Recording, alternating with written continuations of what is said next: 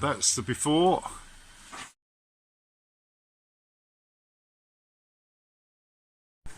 That's the first few seconds off. Yeah, we're in exactly the same state as with the other one. Yeah, it's just horrible. just whatever I do.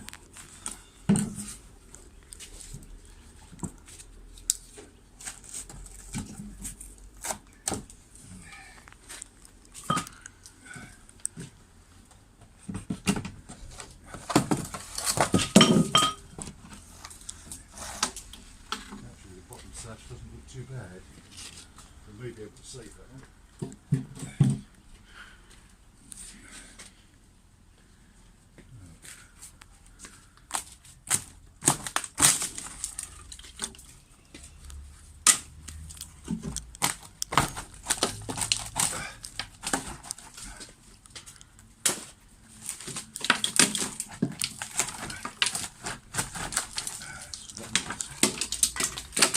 See where that is on that one.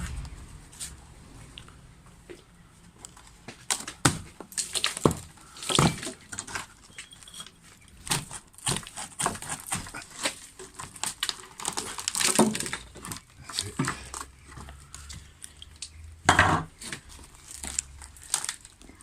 I think that's safe to say that is fairly rotten.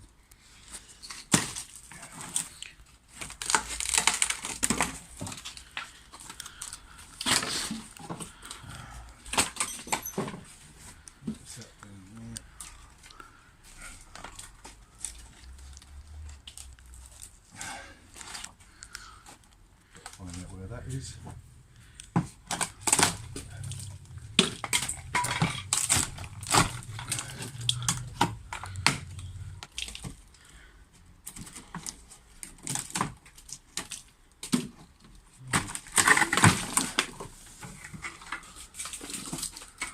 That was the window. That was.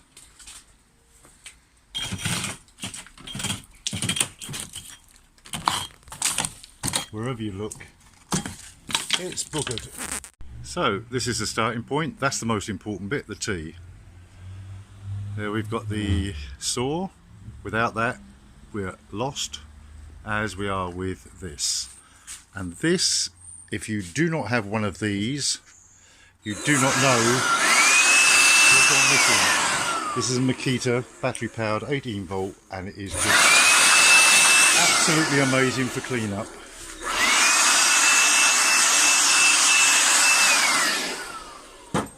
And there we have the opening. So there's a damp proof membrane in.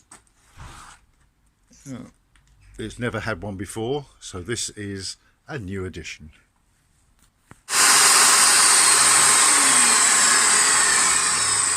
What we're doing is we're making the pulley stiles. Yeah. Now the first thing you've got to do is get the parting bead in, so we know that that is going to be the width of the sash. So that will sit in there. Yeah. And then that's where the parting bead goes. Now the parting bead is roughly 9 millimeters. So all we do now is edge it out.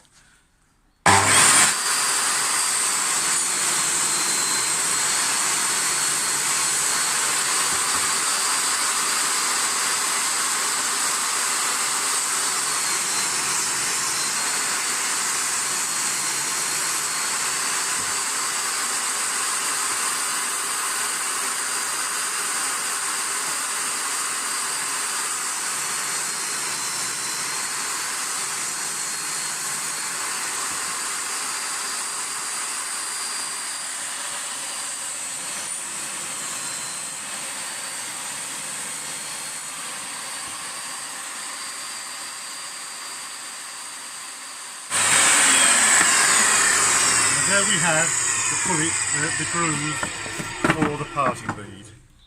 Yeah, dead simple. Okay. Right, next thing to do is put the make the holes for the pulley stiles. So we've got a little template that we've made up, put it on the lines.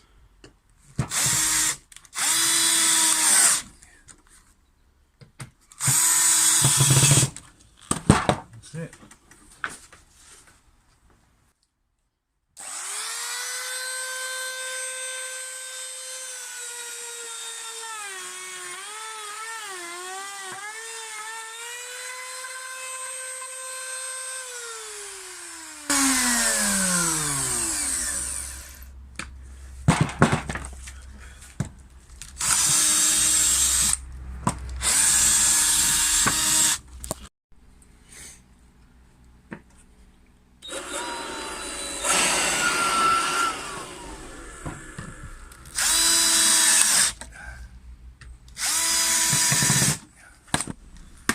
Go back in the box.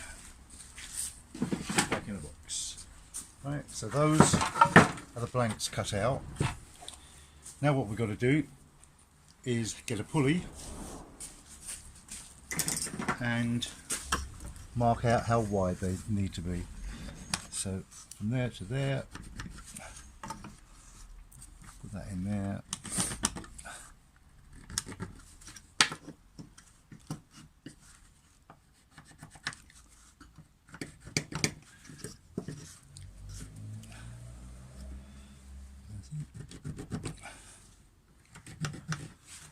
Right, then we need the Makita.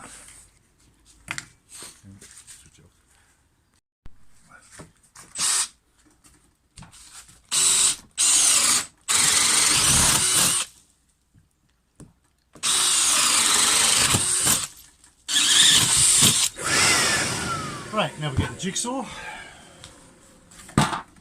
Pause. Pause. Pause.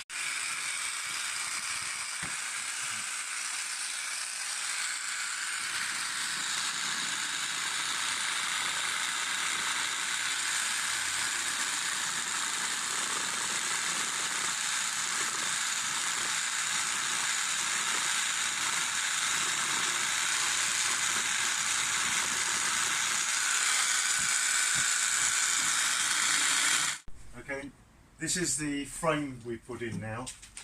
Hardwood sill, that slopes down, so the water runs off. Underneath here, you've got a drip sill, yeah, which allows the water to run down, run over, and then it falls off. Underneath here, you've also got the DPM, which stops the water running back in. Up here, there's new pulleys, obviously, yeah. This is all new, yeah, on both sides, yeah. And what we're going to do now is we're going to build the sashes. We've now built the sash, or the top sash. Top sash needed to be rebuilt completely. The bottom sash we've managed to repair. That will now be glazed, and that's the top sash.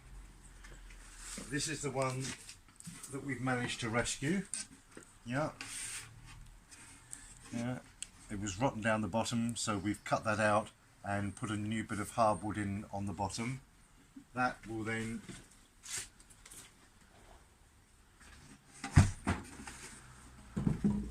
go in there. That will go up there. And hey presto, you have a sash window. Started? Okay. Right, this is the window ready for painting. Everything has been preserved with linseed oil, but that's going to be painted, so they'll need to rub that down. The window now slide up and down. If you listen to that sound, that is the sound of the way sash windows should work. Only the last couple of centimetres, inches, whatever you want to use, yeah, you should meet any resistance. Yeah, and that's it. That closes up. It's all been draft proofed there, across the top and in the middle. and all the way around.